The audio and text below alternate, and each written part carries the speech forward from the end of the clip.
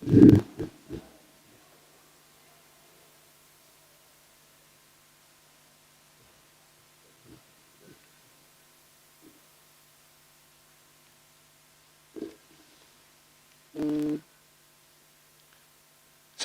warahmatullahi wabarakatuh. Selamat siang dan salam sejahtera untuk semuanya.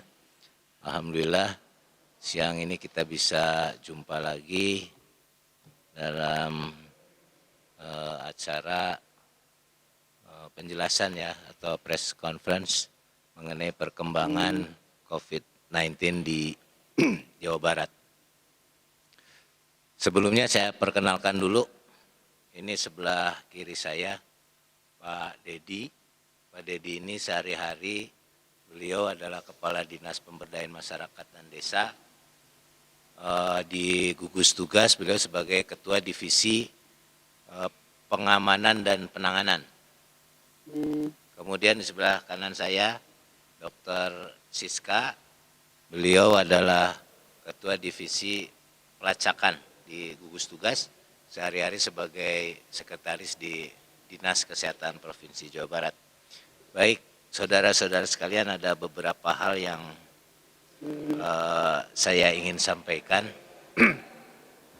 terkait dengan ini. Banyak yang mempertanyakan bahwa rilis 2 hari yang lalu kalau tidak salah dari BNPB mengenai 102 daerah kabupaten kota. Di sana tidak ada satupun Jawa Barat. Kemudian Jawa Barat merilis juga mengenai persiapan adaptasi kebiasaan baru AKB. Nah, ini sebetulnya tadi sudah dijelaskan oleh Pak Gubernur dalam rapat pleno gugus tugas. Ini bahwa apa yang disampaikan itu adalah dalam skala yang berbeda. Ya, kalau diingat pada saat kunjungan Bapak Presiden ke Bekasi, di sana disampaikan bahwa 4 provinsi diizinkan untuk melakukan new normal. Sumatera Barat, DKI, Jawa Barat, dan Gorontalo. Nah, Jawa Barat itu masuk dalam yang 4 provinsi yang diizinkan. Ya. Makanya kita mengeluarkan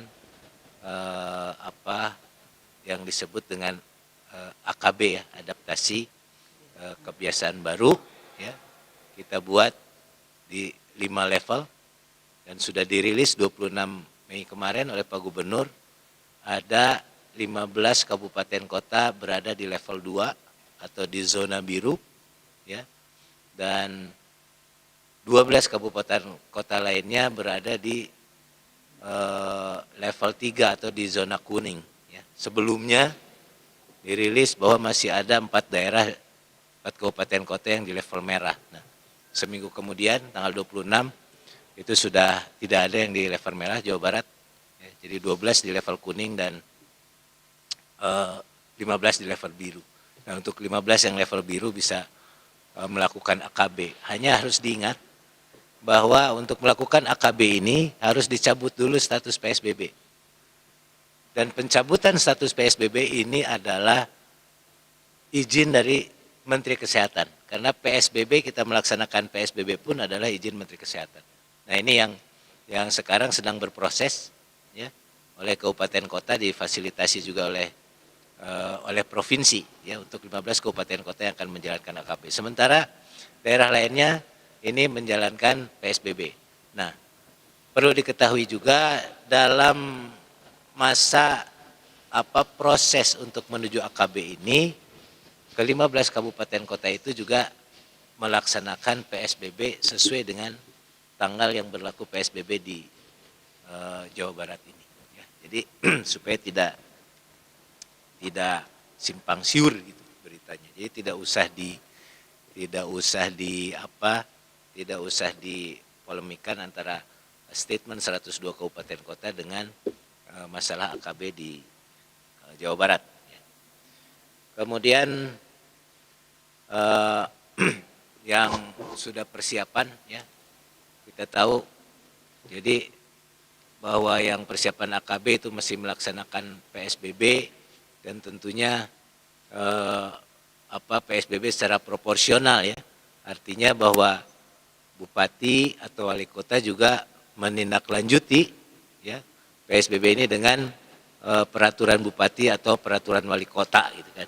Kota Bandung yang masuk di level 3 di zona kuning, saya lihat juga Pak Wali Kota sudah mengeluarkan peraturan ya, apa-apa yang diperbolehkan, pembatasan apa yang dilakukan itu ada di peraturan wali kota ya. Kemudian mengenai kajian epidemiologi penyebaran COVID ya di bulan ketiga, yang jelas begini, pada saat awal-awal di bulan awal April awal Maret itu yang namanya indeks penularan atau indeks reproduksi itu masih di angka 3 sampai 4. Nah, terakhir tadi dilaporkan di rapat gugus tugas per hari ini kita sudah di angka 0,68. Minggu kemarin kita masih di waktu Pak Gubernur merilis tanggal 26 masih di 0,97. Per hari ini dari hasil kajian tim epidemiologi kita sudah di angka 0,68. Jadi makin menurun. Mudah-mudahan bisa mencapai angka 0 gitu ya. Tidak naik lagi gitu. Itu yang tidak kita harapkan ya. Kemudian juga mengenai penanganan COVID-19 ya sudah jelas lah bahwa beberapa tahap sudah kita lalui ya, dari mulai dibentuknya gugus tugas, kemudian juga diterapkannya PSBB, ini sangat positif ya. Jadi dalam penanganan COVID-19 di Jawa Barat ini juga sudah diapresiasi baik oleh tim dari tim pakar dari gugus tugas, kemudian juga dari UNDP. Ya, artinya bahwa penanganan COVID-19 di Jawa Barat ini bisa dikatakan berhasil ya, dalam arti tadi menurunkan angka reproduksi, kemudian yang sembuh bertambah banyak, kemudian angka kematian berkurang gitu kan. Kemudian rapid test juga kita tes masif makin masif kita lakukan. Nah, dari hal-hal ini bisa dikatakan bahwa capaian penanganan COVID-19 3 bulan terakhir ini makin baik, dan Pak Gubernur berpesan juga kepada kami di gugus tugas ya untuk terus bekerja, untuk terus lebih giat, lebih meningkatkan lagi dan mendapatkan hasil-hasil positif yang semaksimal mungkin. Kemudian mengenai tes masif bisa disampaikan sampai hari ini Jawa Barat sudah melakukan kurang lebih 160.000 tes. 160.000 tes itu terdiri atas 120.000 rapid test dan 40.000 PCR tes. Nah, dari tes-tes ini seperti diketahui bahwa tes ini kan masih ditujukan kepada individu tertentu yang kita anggap sebagai suspek, yang kita anggap rentan untuk tertular. Ya. Dari hasil tes itu rata-rata kurang lebih ada setelah di rapid test, ya kalau rapid testnya reaktif dia langsung PCR. Dan rata-rata yang kami temukan itu di angka yang positif itu di angka 10% lah, 10% yang positif ya, dari PCR. Ya, jadi di kita ada 40.000 PCR ya, mungkin nanti bisa lebih dijelaskan secara rinci oleh Bu Doksis. Dan dari saya barangkali terakhir ya, menyampaikan mengenai perkembangan data COVID-19 di Jawa Barat. Data per hari ini tanggal 2 Juni jam 12 yang positif ya, positif COVID-19 ada 2.294.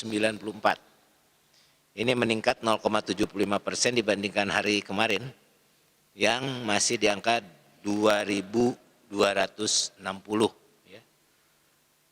Kemudian yang meninggal ini masih sama dengan angka yang kemarin, ada 144. Jadi dalam 2 hari ini ada 2 yang meninggal ya. Terakhir data yang kami terima tanggal 30 itu 142 yang meninggal. 31 nggak ada, tanggal 1 nggak ada, hari ini juga tidak ada, mudah-mudahan tidak ada lagi yang meninggal. Kemudian pasien sembuh, ya, ini ada peningkatan dari tanggal 30 tercatat 592 yang sembuh dan per hari ini ada 619 orang yang sembuh. Kemudian untuk pasien dalam pengawasan, ini yang masih dalam pengawasan, hari ini ada 1.624. Ya, ini menurun dibandingkan dengan 3 hari yang lalu, pada tanggal 30 itu masih dalam pengawasan, masih di angka 1.748, dan hari ini ada di 1.624.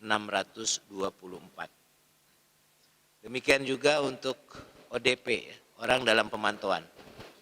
Hari ini tercatat yang masih dalam pemantauan ada 4.799. Menurun dibandingkan dengan data 3 hari yang lalu, ya, per tanggal 30 itu datanya orang dalam pemantauan masih di angka 5.633. Hari ini ada di 4.799. Nah, itu barangkali beberapa informasi yang perlu saya sampaikan. Untuk selanjutnya kami persilahkan Pak Ibu dulu, Ibu Doksis dulu, mangga pelacakan dulu. Dari pelacakan dulu kami persilahkan untuk menyampaikan hal-hal yang perlu diketahui, perlu difahami oleh masyarakat. Kami persilahkan Dr. Siska. Ya, siap. Hatur nuhun Pak Daud dan teman-teman sekalian. Yang pertama mungkin untuk alat pendukung perawatan pasien COVID-19, memang beberapa pasien kan suka ada yang ada komorbid gitu ya, apakah gagal ginjal, apakah diabetes atau hypertension. Nah, ini ada pertanyaan mengenai jumlah alat hemodialisa yang tersedia dan apakah terjadi kewalahan. Memang kami laporkan sampai saat ini tidak ada, Pak Daud dan teman-teman, karena memang pada saat terjadi kemarin pandemi COVID-19, memang ada juga penurunan pasien-pasien lainnya di rumah sakit. Jadi memang beberapa rumah sakit fokus melayani pasien COVID-19 dan memang ada arahan dari kolegium-kolegium untuk tidak dulu memeriksakan hal-hal lain, misalnya kalau perlu penyakit jantung, misalnya kontrolnya diatur dengan dokternya. Beberapa dokter juga sudah mulai konsultasi online dan lain-lain. Jadi memang tidak ada kewalahan alat-alat untuk hemodialisa tadi, memang karena juga pasiennya menurun. Nah, kemarin memang Pak Gubernur sudah melihat kesiapan Hasan Sadikin untuk membuka kembali poliklinik dan layanan lain, memang karena pasien untuk COVID-19-nya juga sudah turun. Tapi tetap protokol kesehatan untuk pasien-pasien dengan komorbid tadi memang tetap kita pertahankan, masih ketat gitu ya, karena pasien dengan komorbid seperti gagal ginjal, diabetes dan hipertensi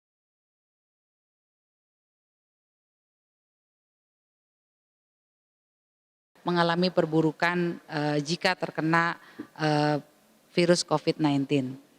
Lalu yang kedua adalah pelaksanaan rapid test di masa AKB ini sesuai dengan arahan Pak Gubernur, dan kami koordinasi dengan kabupaten kota gitu. Nanti kita akan membuat seperti mobile COVID test keliling gitu ya. Jadi nanti kami akan koordinasi dengan Dinas Kesehatan Kabupaten Kota, bagaimana kita akan menambahkan stiker untuk di mobil-mobil pusling atau puskesmas keliling di setiap kecamatan dengan mobile COVID test 19. Nah, ini kemarin sudah kita coba teman-teman sekalian di hari Sabtu dan Minggu itu kita sudah mulai berkeliling di Cimahi. Jadi waktu itu mobil yang sudah selesai untuk kabupaten kota ini baru 2, Pak Daud kami laporkan. Satu untuk kota Bandung dan satu lagi untuk kota Cimahi. Nah hari Minggu kemarin kami sudah keliling di kota Cimahi, dimulai di Pasar Atas, Pak Daud. Kita memeriksa sekitar 200 pedagang pasar. Dari situ kita bergerak menuju arah rumah sakit RSUD Cibabat. Di sana ditemukan ada sekelompok ojol gitu ya yang sedang mangkal dan beberapa pedagang. Kita berhenti di situ dan di situ kita memeriksa sekitar 24 sampel. Alhamdulillah semuanya non reaktif ya. Dari situ kita lanjutkan perjalanan menuju Super Indo Cimahi dan di situ mobil itu berhenti lagi karena di situ juga sudah mulai tampak keramaian orang yang berbelanja. Jadi nanti mungkin di masa AKB ini akan ada 627 puskesmas keliling yang akan kita convert gitu ya ke menjadi mobile COVID test 19, jadi tidak mengurangi fungsinya sebagai pusling, tapi kita menambah dan kita akan memberikan alat kesehatan, baik rapid testnya kita akan berikan maksimal itu sekitar 300 pieces per mobil, tapi kita akan bagi ke dalam 3 tahap, jadi kita akan berikan 100 dulu, setelah habis nanti kita akan berikan kembali. Berikut dengan APD dan perlengkapan lain untuk menunjang pemeriksaan rapid test tadi. Nah maksudnya mobil pusling ini atau tadi mobile COVID-19 test ini akan berkeliling di kecamatannya masing-masing. Nanti setiap ada kerumunan gitu ya, mereka akan berhenti dan akan memberikan pemeriksaan seperti kemarin yang kami lakukan di Kota Cimahi bersama dengan Dinas Kesehatan Kota Cimahi. Nanti mudah-mudahan kalau dengan kita berkeliling nanti melihat banyak kerumunan gitu ya, dan kita pastikan memang semuanya non reaktif, ini sebagai cara kita preventif untuk tadi mencegah penularan. Dan nanti kalau misalnya ada misalnya hasil yang non reaktif, yang reaktif, nanti kita akan ambil untuk dicek PCR. Dan kita laporkan juga Pak Daud dan teman-teman sekalian, kita sudah ada 4 mobile untuk persiapan AKB ini untuk divisi PPM. Yang pertama adalah mobil rapid test, itu mobil empus Pak Asda, mobile puskesmas yang kita convert menjadi mobile rapid test. Yang kedua ada 1 unit dari Labkesda Provinsi Jawa Barat yang akan kita jadikan mobile PCR test. Lalu ada 2 mobil operasional, yang pertama adalah komuter, itu untuk petugas, dan 1 lagi bus yang agak besar, itu yang ada di Disdik dan Biro Umum, kita akan convert menjadi mobile operasional untuk petugas pada saat kita turun ke daerah, baik melaksanakan rapid test maupun PCR test keliling. Demikian yang bisa kami laporkan. Hatur nuhun. Wassalamualaikum warahmatullahi wabarakatuh. Waalaikumsalam. Baik, terima kasih Bu Dr. Siska. Selanjutnya Pak Dedi, kami persilakan.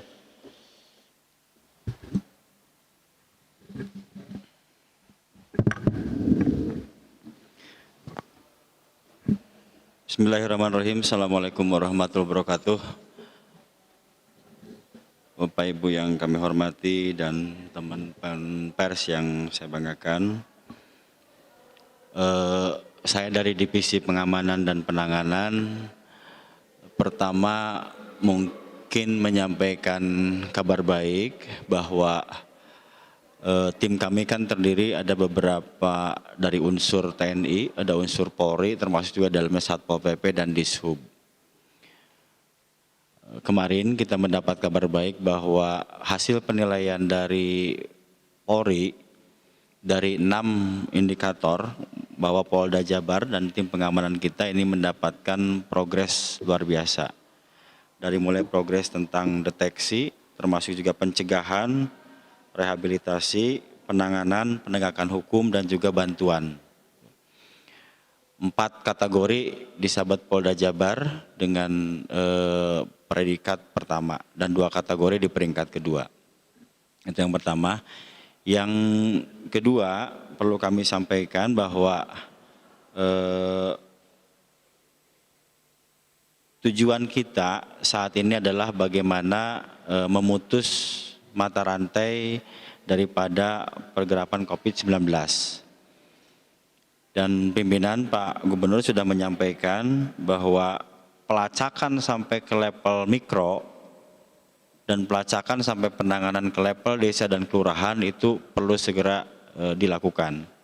Karena lebih efektif, lebih bagus bahwa kondisi itu dilakukan dalam tatanan yang lebih kecil.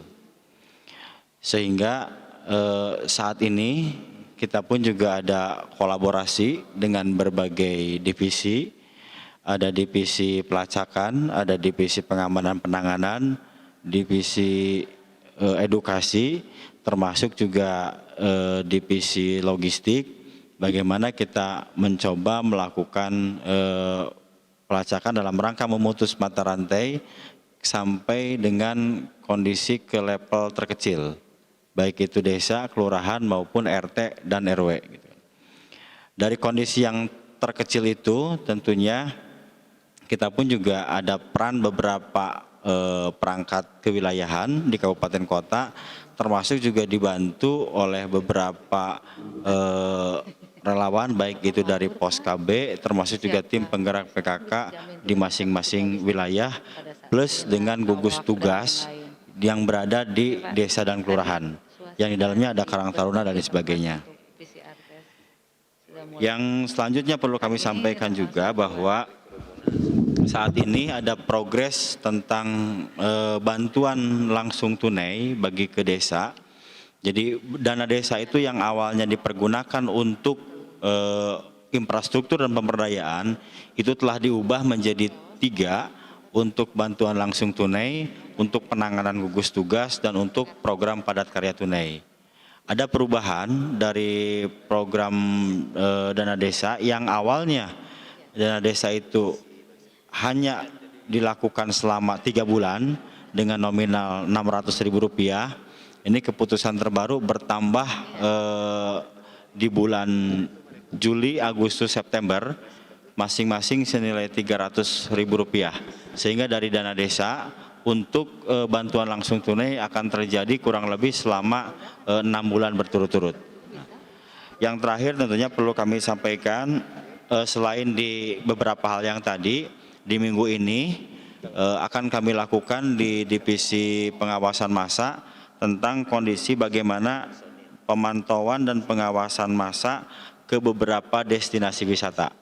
Mungkin teman-teman juga banyak melihat ada beberapa destinasi wisata seolah-olah itu sudah menjadi beberapa acuan dan tujuan objek, tetapi kita belum memutuskan tentang rencana pembukaan destinasi wisata tersebut. Dan di minggu ini action kita adalah rencananya ada pemantauan pengawasan massa ke beberapa destinasi wisata, baik itu di daerah Pangandaran, Pelabuhan Ratu, Sari Atar, Puncak, Subang, dan lain sebagainya. Kira-kira itu update yang kita yang terakhir. Mudah-mudahan bisa menambah, memperjelas beberapa kondisi, beberapa hal yang ada di Jawa Barat. Hatur nuhun, billahi taufiq wal hidayah. Wassalamualaikum warahmatullahi wabarakatuh. Waalaikumsalam warahmatullahi wabarakatuh. Baik, terima kasih Pak Dedi. Jadi tadi yang disampaikan oleh Pak Dedi maupun Bu Dr. Siska itu hal-hal yang kita lakukan ya. Jadi kita terus melakukan bagaimana percepatan untuk menanggulangi penyebaran daripada COVID-19 ini. Dan satu hal lagi saya tekankan kembali, jadi mengenai data yang 102 daerah, untuk dimaklumi bahwa kita terus berkoordinasi. Selama ini kita selalu berkoordinasi dengan gugus tugas pusat, dengan Kementerian Kesehatan, ya. Dan 102 kabupaten itu adalah kabupaten kota yang tanpa kasus COVID. Jadi dia di daerah hijau, tidak ada kasus COVID. Nah untuk provinsi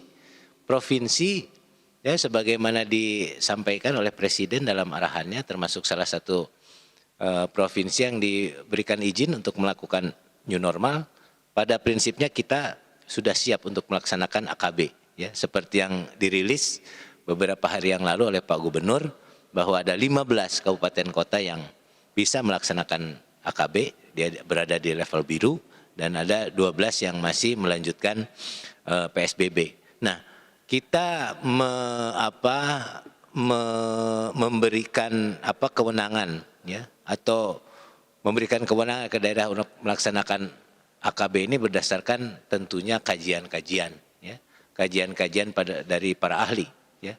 Baik itu dari ahli-ahli kesehatan maupun juga ahli ekonomi ya. Kita melaksanakan AKB secara bertahap ya. Untuk tahap pertama ini Pak Gubernur kebijakannya kita buka dulu tempat-tempat ibadah ya.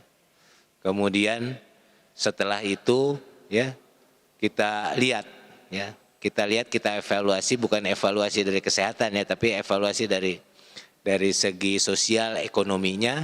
Kita lihat setelah 1 minggu, kalau 1 minggu oke, nanti kita ke industri dan perkantoran ya, karena industri dan perkantoran ini dia mempunyai dampak yang besar kepada ekonomi tapi beresiko kecil untuk kesehatan di dalam bidang COVID-19 ini. Nanti setelah industri kita baru ke tempat-tempat lain, ke pertokoan ya.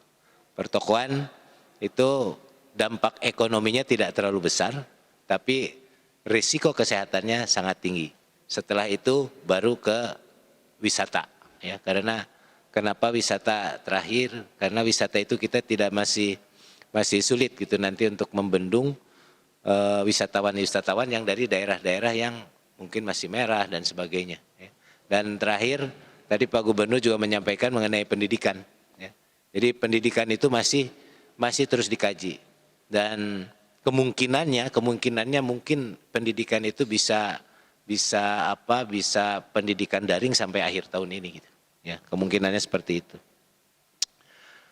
Kemudian tadi sudah disampaikan ya mengenai pelacakan, dan tadi Pak Dedi menyampaikan pelacakan kita harapkan sampai ke level mikro ya. Pak Gubernur juga pernah menyampaikan bahwa pembatasan sosial kita ini kita akan beralih ke pembatasan yang skalanya mikro itu. Skala mikro tadi disampaikan ya. Jadi kalau cerita simpelnya bahwa Bu Doksis beserta pasukannya melakukan pelacakan, dan nanti dari hasil pelacakan itu bisa ditentukan. Ini yang perlu dibatasi pergerakan sosialnya, apakah hanya cukup level rumah, ya, cukup mungkin juga level 5 rumah, atau mungkin level RT atau RW atau desa. Nah ini yang perlu nanti kita lakukan. Dengan demikian ya syukur-syukur ke depannya tuh kalau bisa hal-hal semacam ini tuh bisa berbasis pemberdayaan masyarakat gitu ya. Artinya masyarakat tinggal minta bantuan ke pemerintah, tolong misalnya di wilayah saya ini dilakukan tes misalnya. Oh ada sekian, nah nanti begitu dia sudah ditetapkan misalnya pembatasannya, oh ini level RT, nah antar warga RT itu sendiri. Misalnya ada satu rumah yang harus ada pasien positif di sana, satu rumah itu harus diisolasi seisi rumah. Nah, ini si warga ini sendiri yang akan mengurus mereka yang diisolasi itu, bagaimana makannya, bagaimana ini. Pemerintah tapi akan memfasilitasi ini. Saya kira itu untuk sore ini. Sekali lagi terima kasih atas perhatiannya. Jangan lupa tetap jaga jarak, cuci tangan sebelum menyentuh muka kita, kemudian senantiasa pakai masker. Ada satu hal yang saya dapat dari Kang Aat ya, prinsip kita masing-masing ulah nepaan, ulah katepaan, itulah kira-kira. Jadi ulah nepaan batur ulah nepaan urang gitu. Itu untuk jadi pegangan kita semua. Terima kasih. Assalamualaikum warahmatullahi wabarakatuh. Gitunya.